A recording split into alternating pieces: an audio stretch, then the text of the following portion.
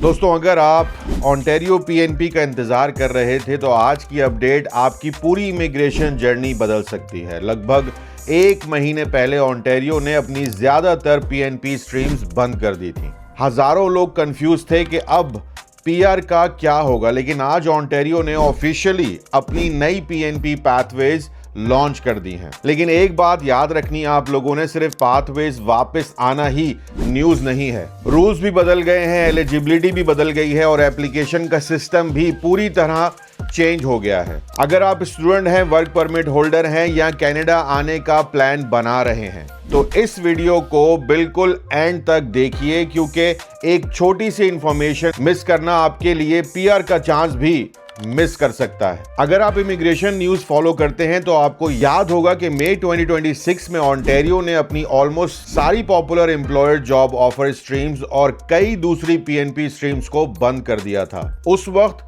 बहुत लोग परेशान हो गए थे, स्टूडेंट्स कंफ्यूज थे, वर्क परमिट होल्डर्स कंफ्यूज थे और एक्चुअल में एम्प्लॉयर्स भी वेट कर रहे थे कि नया सिस्टम कब आएगा। अब फाइनली वो इंतजार खत्म हो गया है। 26 जून 2026 को ओंटारियो ने ऑफिशियली अपना नया फेज 1 लॉन्च कर दिया है, लेकिन इस बार सिर्फ पुराना सिस्टम वापस नहीं आया। ओंटारियो ने पूरा सिस्टम रीडिजाइन कर दिया है। कुछ नए रूल्स हैं, नया प्रोसेस है और एप्लीकेंट को भी नए तरीके से अप्लाई करना होगा।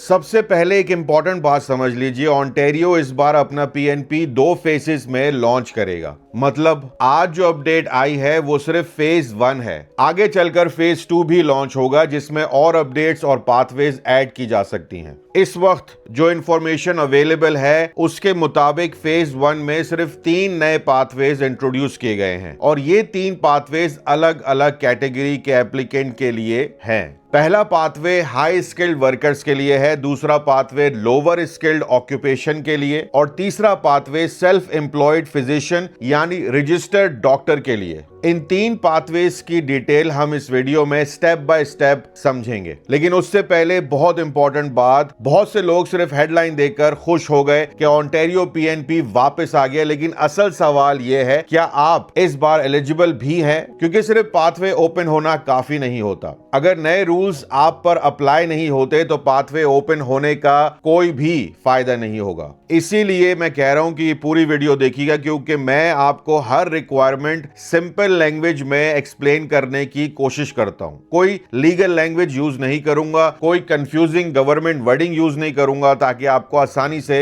मेरी बात समझ आ सके। सबसे पहले ओंटारियो ने अपनी पुरानी स्ट्रीम्स को ऑफिशियली क्लोज कर दिया है, यानी जो पहले employer job offer foreign worker stream थी, इंटरनेशनल स्टूडेंट की stream, masters graduate, PhD graduate, express entry linked कुछ streams, French speaking skilled workers और दूसरी पुरानी कैटेगरीज, उन सबको क्लोज कर दिया गया है। इसका मतलब ये नहीं कि पीआर बंद हो गई है, इसका मतलब सिर्फ इतना है कि ओंटारियो पुराने सिस्टम की जगह नया सिस्टम लेके आ रहा है और अब एप्लीकेंट्स को नए रूल्स के मुताबिक अप्लाई करना होगा। एक और बात जो बहुत इंपॉर्टेंट है, इस बार ओंटारियो का फोकस सिर्फ एजुकेशन या ऑक्यूपेशन पर नहीं होगा। अब सिस्टम ज्यादा जॉब ऑफर, वर्क एक्सपीरियंस और पॉइंट्स के अराउंड डिजाइन किया गया है। यानी अगर आपके पास स्ट्रॉन्ग प्रोफाइल होगी, रेलेवेंट वर्क एक्सपीरियंस होगा और जेन्युइन एम्प्लॉयर होगा तो आपके चांसेस पहले से बेहतर हो सकते हैं। लेकिन अगर पहले की तरह आप सिर्फ वेट करते रहेंगे और प्रोफाइल कंप्लीट नहीं करेंगे तो हो सकता है कि इनविटेशन आने के बावजूद आप अप्लाई ही ना कर पाए। इसीलिए तैयारी आज से करना ही जरूरी है। अब अगले पार्ट में हम सबसे पहले हाई स्किल्ड पाथवे को डिटेल में समझेंगे। कौन एलिजिबल है ये सुन लो, कितना वर्क एक्सपीरियंस चाहिए ये भी सुन लो, जॉब ऑफर किस टाइप का होना चाहिए, सीएलबी कितनी चाहिए, एजुकेशन की रिक्वायरमेंट क्या है और सबसे इंपॉर्टेंट, इंटरनेशनल स्टूडेंट्स के लिए कौन सी बड़ी चेंज आई है। अब चलिए बात करते हैं सबसे इंपॉर्टेंट पाथवे की, जिसके बारे में सबसे ज्यादा सवाल आ रहे हैं। यह है Ontario workforce priority stream high skilled pathway. नाम थोड़ा टेक्निकल लग सकता है, लेकिन मैं इसे बहुत सिंपल लैंग्वेज में समझाता हूं। सबसे पहले ये समझ लीजिए कि ओंटारियो ने पुराना एनओसी सिस्टम को अब टियर सिस्टम के साथ ऑर्गेनाइज करना शुरू कर दिया है। इस पाथवे में टियर 0, टियर 1, टियर 2 और टियर 3 ऑक्यूपेशन शामिल होंगी। यानी अगर आप किसी स्किल्ड ऑक्यूपेशन में काम कर रहे हैं तो चांसेस हैं कि आपकी जॉब इस कैटेगरी में आती हो, लेकिन सिर्फ स्किल्ड जॉब होना काफी नहीं है। अब ओंटारियो ने कुछ और नए कंडीशन भी रखी हैं। सबसे पहली कंडीशन, जॉब ऑफर। आपके पास ओंटारियो के एम्प्लॉयर की permanent full time job offer होनी चाहिए। टेम्पररी या कैजुअल जॉब इस पाथवे के लिए काफी नहीं होगी। एम्प्लॉयर जेन्युइन होना चाहिए और ओंटारियो के रूल्स को मीट करता हो। ये बहुत इंपॉर्टेंट पॉइंट है क्योंकि बहुत लोग सिर्फ ऑफर लेटर देखकर समझते हैं कि काम हो गया, लेकिन अब एम्प्लॉयर की एलिजिबिलिटी भी उतनी ही इंपॉर्टेंट है जितनी एप्लीकेंट की। अब बात करते हैं वर्क एक्सपीरियंस की। ये इस पाथवे का सबसे इंपॉर्टेंट हिस्सा है। ओंटारियो ने यहाँ 3 डिफरेंट ऑप्शंस दिए हैं। अगर आप रेगुलर एप्लीकेंट हैं तो आपके पास पिछले 12 महीनों में उसी एम्प्लॉयर के साथ उसी पोजीशन में लगातार 6 महीने का एक्सपीरियंस होना चाहिए। मैं फिर से रिपीट कर दूं दोस्तों, लगातार। याद रखिएगा, अगर बीच में गैप आ गया या पोजीशन चेंज हो गई तो प्रॉब्लम आ सकती है। इसीलिए कंसेक्यूटिव लफ्ज को इग्नोर मत कीजिए। गवर्नमेंट ने ये लफ्ज जानबूझकर यूज किया है। ओंटारियो के जितने भी ग्रेजुएट्स हैं उनके लिए बहुत गुड न्यूज है। अब अगर आप ओंटारियो के किसी कॉलेज या यूनिवर्सिटी से ग्रेजुएट हुए हैं तो आपके लिए एक अच्छी खबर है, पहले के मुकाबले में रिक्वायरमेंट को कम कर दिया गया है। अब आपको सिर्फ 3 महीने का कंसेक्यूटिव वर्क एक्सपीरियंस चाहिए, लेकिन यह एक्सपीरियंस भी उसी एम्प्लॉयर और उसी जॉब पोजीशन का होना चाहिए। ये चेंज खास तौर पर ओंटारियो ग्रेजुएट्स के लिए किया गया है। इसीलिए अगर आप ओंटारियो ग्रेजुएट हैं तो ये अपडेट आपके लिए बहुत पॉजिटिव न्यूज है। तीसरा ऑप्शन है भाई, अगर पहले 2 कंडीशन आप पर अप्लाई नहीं होते तो तीसरा ऑप्शन भी दिया गया है। अगर आपके पास पिछले 5 सालों में उस ऑक्यूपेशन का 2 साल का क्यूमुलेटिव एक्सपीरियंस है, यानी कि कंबाइन एक्सपीरियंस है, तो वो भी एक्सेप्ट किया जा सकता है। यानी एक्सपीरियंस लगातार होना जरूरी नहीं है, लेकिन टोटल 2 साल कंप्लीट होना चाहिए। ये कंडीशन पुराने फॉरेन वर्कर स्ट्रीम से ही कंटिन्यू रखी गई है। लाइसेंस प्रोफेशंस वालों के लिए एक रिलैक्सेशन न्यूज भी है। अब एक और इंपॉर्टेंट पॉइंट आपको बता दूं, अगर आप किसी लाइसेंस प्रोफेशन में काम करते हैं, जैसे कुछ हेल्थ केयर ऑक्यूपेशन या दूसरी रेगुलेटेड प्रोफेशंस, तो मुमकिन है कि आप वर्क एक्सपीरियंस की कुछ रिक्वायरमेंट से एग्जैम्प्ट हो। लेकिन इसका मतलब यह नहीं कि हर लाइसेंस प्रोफेशन ऑटोमेटिकली क्वालिफाई करेगा। हर ऑक्यूपेशन के अपने रूल्स हैं, इसीलिए ऑफिशियल रिक्वायरमेंट जरूर चेक करें। लैंग्वेज रिक्वायरमेंट की भी मैं दोस्तों आप लोगों को थोड़ी सी बातें बता दूं कि उसकी रिक्वायरमेंट क्या है। इस पाथवे के लिए जनरली CLB 6 की रिक्वायरमेंट रखी गई है, लेकिन कुछ स्पेसिफिक ऑक्यूपेशन के लिए CLB 5 भी एक्सेप्टेबल होगी। यानी हर एप्लीकेंट के लिए रिक्वायरमेंट सेम नहीं होगी, इसीलिए अपनी ऑक्यूपेशन के हिसाब से चेक करना बहुत जरूरी है। एजुकेशन रिक्वायरमेंट, ये भी एक बहुत बड़ी चेंज है। अब हाई स्किल पाथवे के लिए सिर्फ ग्रेड 12 काफी नहीं होगी। मिनिमम रिक्वायरमेंट है पोस्ट सेकेंडरी डिप्लोमा या डिग्री।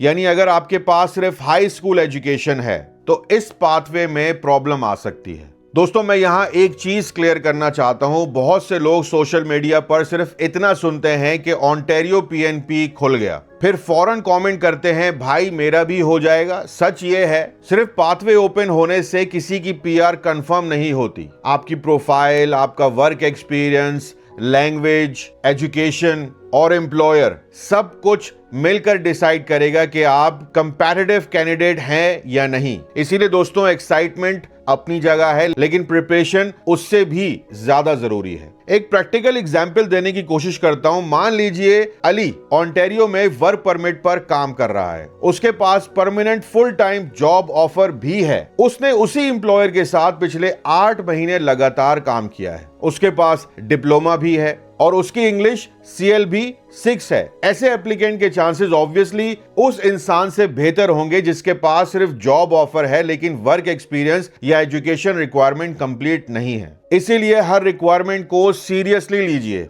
यहां तक हमने हाई स्किल पाथवे को डिटेल में कवर कर लिया, लेकिन कहानी यहां खत्म नहीं होती, पिक्चर अभी बाकी है मेरे दोस्त। ओंटारियो ने एक और पाथवे लॉन्च किया है जो बहुत से वर्कर्स के लिए और भी इंपॉर्टेंट हो सकता है और उसमें एजुकेशन रिक्वायरमेंट भी कम है। अब बात करते हैं दूसरे पाथवे की जो बहुत सारे वर्कर्स के लिए इंपॉर्टेंट हो सकता है। यह है Tier 4 और Tier 5 वर्कफोर्स प्रायोरिटी पाथवेज। अगर आप hospitality, food service, retail, warehouse, manufacturing या किसी और लोअर टियर ऑक्यूपेशन में काम कर रहे हैं तो इस हिस्से को बहुत ध्यान से सुनिएगा। सबसे पहले रिक्वायरमेंट फिर से वही है, permanent full time job offer होनी चाहिए, यानी एम्प्लॉयर की तरफ से परमानेंट जॉब ऑफर होना जरूरी है। कॉन्ट्रैक्ट हो या सीजनल कोई जॉब हो या टेम्पररी जॉब ऑफर इस स्ट्रीम के लिए एक्सेप्टेबल नहीं होगी। इसके बाद आती है वर्क एक्सपीरियंस की रिक्वायरमेंट। ऑन्टेरियो के मुताबिक एप्लीकेंट के पास पिछले 2 सालों के अंदर उसी एम्प्लॉयर के साथ उसी पोजीशन में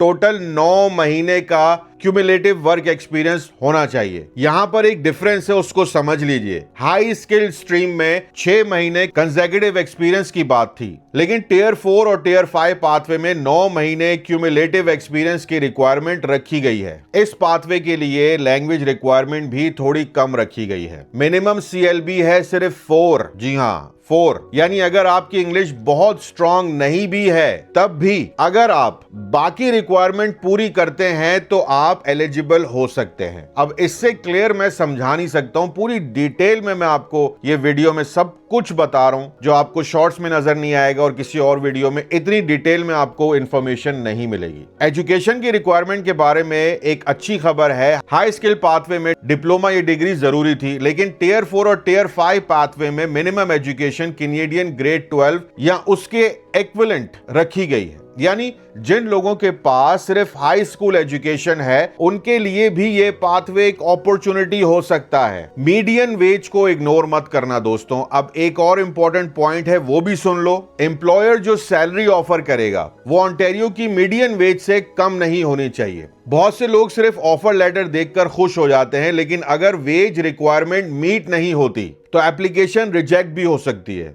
इसीलिए सैलरी भी उतनी इंपॉर्टेंट है जितना जॉब ऑफर। रूरल कम्युनिटीज के लिए अच्छी खबर है, ऑन्टेरियो ने एम्प्लॉयर्स के लिए भी कुछ चेंजेस किए हैं। जो एम्प्लॉयर्स रूरल कम्युनिटीज में हैं उनके लिए ग्रोस एनुअल रेवेन्यू की रिक्वायरमेंट को कुछ हद तक रिलैक्स किया गया है। रूरल कम्युनिटी से मुराद वो एरिया है जहां पॉपुलेशन 1.5 लाख से कम है, यानी छोटे शहरों के एम्प्लॉयर्स के लिए प्रोसेस कुछ आसान किया गया है। सेल्फ एम्प्लॉयड फिजिशियन पाथवे ये आम एप्लीकेंट के लिए नहीं है, ये स्पेशली डॉक्टर्स के लिए लॉन्च किया गया है। अगर आप ऑन्टेरियो में रजिस्टर्ड फिजिशियन हैं और CPSO के मेंबर हैं और OHIP के थ्रू बिल करने के एलिजिबल हैं तो आप इस पाथवे के लिए अप्लाई कर सकते हैं। सबसे बड़ी बात, इस पाथवे में जॉब ऑफर की रिक्वायरमेंट नहीं है, यानी अगर आप रिक्वायर्ड रजिस्ट्रेशन रखते हैं तो एम्प्लॉयर के बिना भी अप्लाई कर सकते हैं। अब सबसे इंपॉर्टेंट सवाल, EUI कब ओपन होगा? मैं जानता हूं कमेंट्स में सबसे ज्यादा यही सवाल आएगा, भाई प्रोफाइल कब बनेगी, भाई EUI कब ओपन होगा? इस वक्त ऑन्टेरियो ने पाथवेज लॉन्च कर दिए हैं, लेकिन EUI सिस्टम अभी भी ओपन नहीं हुआ है। प्रोविंस ने कंफर्म किया है कि सिस्टम बहुत जल्द रीओपन होगा और जैसे ही सिस्टम ओपन होगा एप्लीकेंट्स अपनी नई EUI क्रिएट कर सकते हैं। अब एक सवाल जो बड़ा कॉमन है पूछा जाएगा, क्या पुरानी प्रोफाइल चलेगी? ये बहुत इंपॉर्टेंट सवाल है। इसका जवाब ये है नहीं। नए सिस्टम के अंदर एप्लीकेंट्स को नई EUI प्रोफाइल क्रिएट करनी होगी, नए पॉइंट्स होंगे, नया प्रोफाइल होगा और उसके बाद अगर इनविटेशन मिलेगी तो एप्लीकेशन सबमिट होगी। एम्प्लॉयर्स के लिए भी एक बहुत इंपॉर्टेंट अपडेट है, अगर एम्प्लॉयर्स पहले से एम्प्लॉयर पोर्टल में रजिस्टर्ड हैं तो उसे दोबारा रजिस्ट्रेशन करने की जरूरत नहीं होगी, लेकिन हर एप्लीकेंट के लिए नई जॉब ऑफर सबमिट करनी होगी, यानी एम्प्लॉयर रजिस्ट्रेशन सेम रहेगी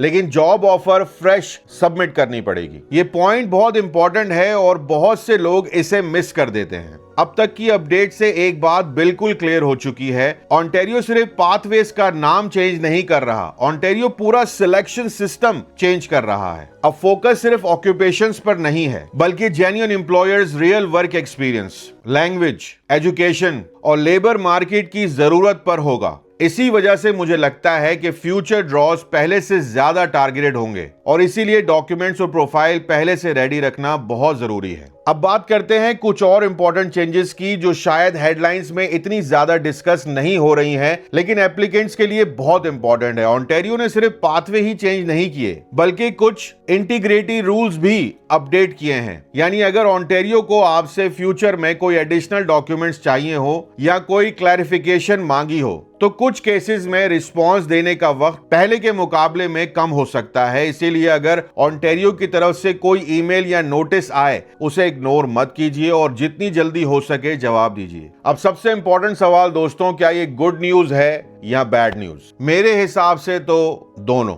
गुड न्यूज इसलिए क्योंकि ओंटारियो ने फाइनली पाथवे लॉन्च कर दिया है। पिछले कुछ हफ्तों से हजारों एप्लीकेंट सिर्फ वेट कर रहे थे, अब कम से कम डायरेक्शन क्लियर हो गई है। लेकिन बैड न्यूज उन लोगों के लिए हो सकती है जो पुराने सिस्टम के हिसाब से प्लानिंग कर रहे थे। अब रूल्स चेंज हो चुके हैं। अगर आप सिर्फ इस उम्मीद में बैठे हैं कि पुराना सिस्टम वापस आ जाएगा तो शायद आप अपना कीमती वक्त जाया कर रहे हैं भाई। अब प्लानिंग नए रूल्स के हिसाब से करनी होगी। अब आपको करना क्या चाहिए, मैं आपको जरा सा प्रैक्टिकल एडवाइस देना चाहता हूं। नंबर 1, अगर आप ओंटारियो में काम कर रहे हैं, अपनी जॉब ऑफर को प्रॉपर्ली रिव्यू करवा लीजिए। देखिए कि वो परमानेंट है या नहीं, सैलरी मीडियन वेज को मीट करती है या नहीं और एम्प्लॉयर एलिजिबल है या नहीं।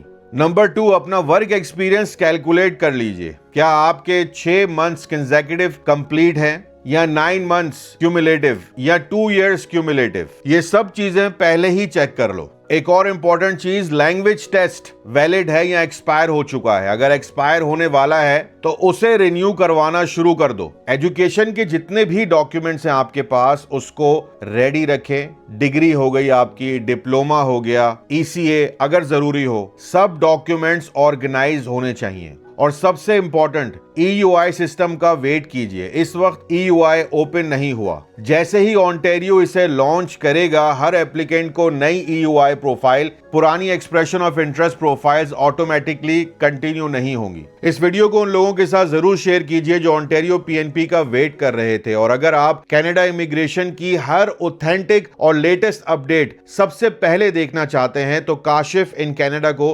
सब्सक्राइब करना मत भूलिएगा। ये वीडियो थोड़ी लंबी है लेकिन डिटेल वीडियो इसलिए बनाई है कि आप लोगों को इधर उधर भटकना ना पड़े, एक ही वीडियो में हर सवाल का जवाब आपको मिल जाए। मैं हूं काशिफ, मिलते हैं अगली वीडियो में। इंस्टाग्राम पे हमें फॉलो कर लीजिएगा, व्हाट्सएप पे हमारा चैनल है उसको भी फॉलो कर लीजिएगा। अपना बहुत ख्याल रखें, टेक केयर, अल्लाह हाफिज।